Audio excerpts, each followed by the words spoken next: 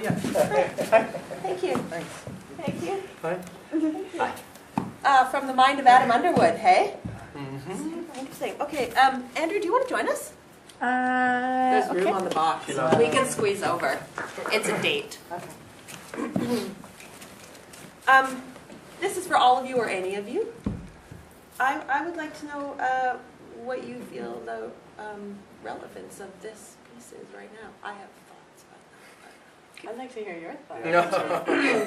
But that's not how this works. We can talk after. Yeah. Well,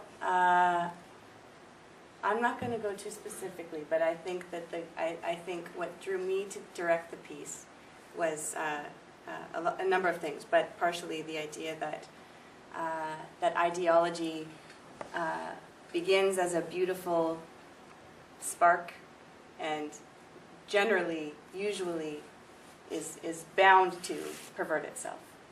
That humans are bound to pervert ideology, even beautiful things.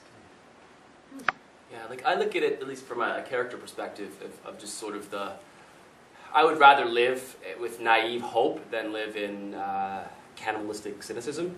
What? Do you know what I mean? So I sort of take it, like I know it seems kind of dark at the end, but I sort of look at it as almost positive. Like there's something beautiful that in the face of all of this, at least my character chooses to keep his heart open and trust, because if he loses those fundamental principles, what else does he have, right? What else do we all have if we lose those really important humanistic ties that bind us all? If we stop believing in those with the absence of faith or all the other things that we seem to be losing in our society, what do we really have left? We have dog eat dog, right? So that's sort of the relevance I take from it, from my perspective. I love that even though your guy gets his hand eaten and gets killed, you're like, yeah, you gotta keep an open heart, man. His character has infected him. I'm really a horrible person.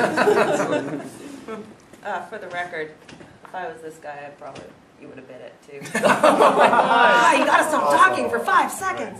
I think this guy's winning. That's the political relevance. You know, he's losing big time.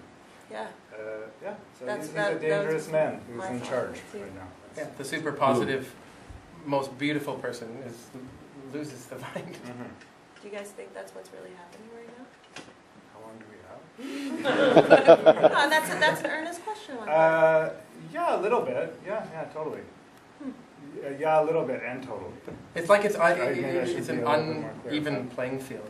Yeah. You know, like it's totally unfair to put the two of us in the same boxcar and expect that he's going to survive over me. Yeah. But is he a better person? Probably. But I'm more equipped to deal with that situation than he is. You know, and it's like you look at a huge corporation or a huge entity and some little small guy. I mean, that's how I feel. It's impossible. It's apples and oranges. You can't compare them. You know, it's the little farmer, the native band, and Enbridge. It's like. I know, and for the longest time I thought we were losing, but I kind of feel like that might not be true anymore.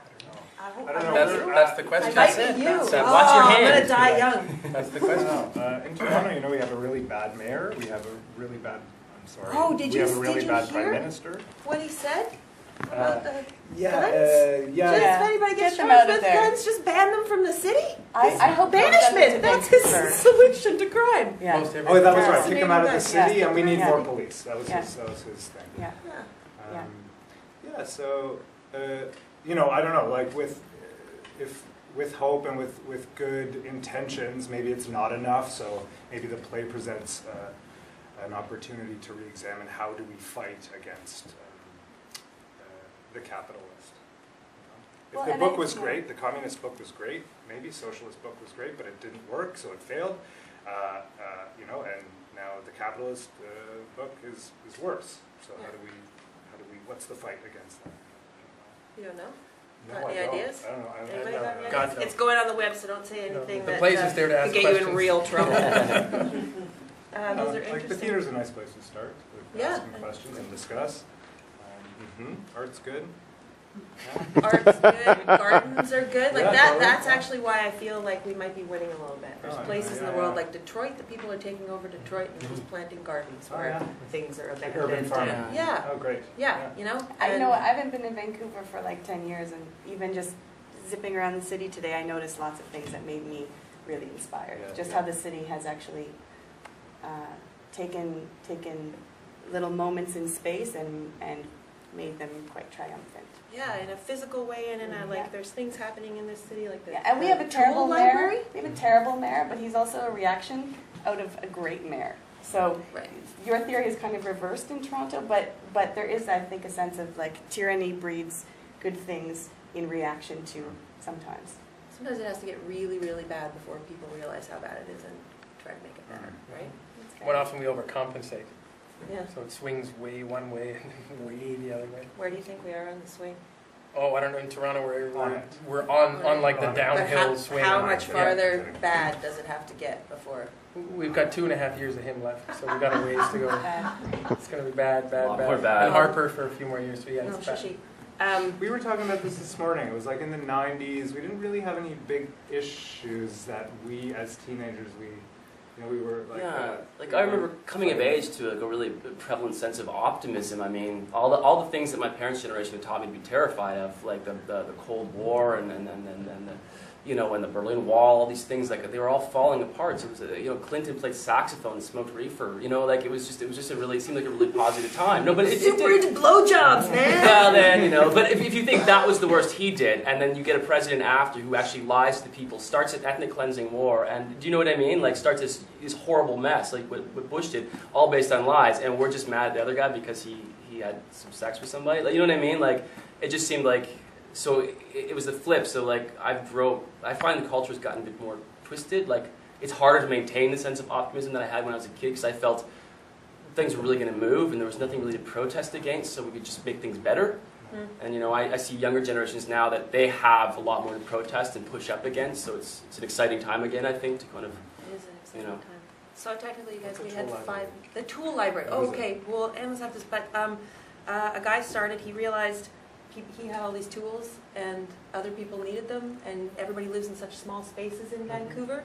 So in his garage, he's amassed all these tools, and you can borrow them. You sign them out. You build your project. You bring them back, and then he discovered that they didn't have enough stuff. They didn't have a canning pot. They didn't have a sewing machine, and people needed those things. So he's starting a website where you can tell everybody what you have to share. And it's his contribution to, It's great. to consumption. Yeah, And that's it's like, fantastic. there's enough stuff. We don't need any more stuff. We don't Everybody all could need the just same use- tool. Yeah, yeah. Anyway, that's the thing. Thank you very much, guys. Great. Thank you.